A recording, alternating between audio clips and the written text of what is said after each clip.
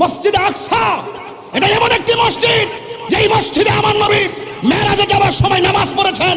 এই মসজিদ সেই মসজিদ যেই মসজিদের পাথরগুলো একদম সমুদ্রের তলদেশ থেকে জিনদের মাধ্যমে উঠানো হয়েছে। প্রত্যেকটা পাথরে সূরা ইয়াসিন লেখা ছিল।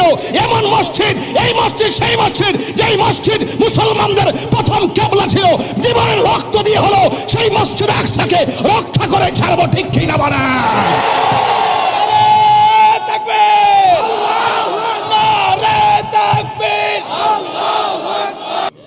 এবার মিল্লামিশা চলেন, সবাই মিল্লামিশা লন, আমরা ফিলিস্তিন যাই। কতক্ষণ ঠিক না বেঠি? এটা পরিষ্কার কথা। আসেন, বসেন, কথা বলেন। আসেন, আমরা কি ধারণ করি বুঝা যান। বইয়ের বাংলার জমিন তিন বেলা খাইয়া খেয়া খালি ফেসবুকে লিখলে চলতো না, ডাইরেক্ট চলে আমরা যাই। আমরা প্রস্তাব করি, আমরা পাঠাই দেন। শুধুমাত্র বেশি আমরা ট্রেনিং লাগতো না, ডাইরেক্ট সমান করে বললাম কতক্ষণ ঠিক না। আয়েন, মুসলমানদের অবস্থা ভালো না। আমরা ঠেলাঠেলির কারণে কিন্তু এই সুযোগটা হয়েছে। আজকে ইহুদির পিছনে ইহুদিকে সহযোগিতা করছে, কাফের পাশে কাফের দাঁড়ায় গেছে, আর আমরা মুসলমানের পক্ষে দাঁড়াইতে পারতেছি না। এর চাইতে বড় লজ্জাকর কিছু হতে পারে না, ঠিক কিনা বলেন? মানববন্ধন করলে হবে না। আমাদের মাননীয় প্রধানমন্ত্রী বলছে আমরা ফিলিস্তিনের পাশে আছি।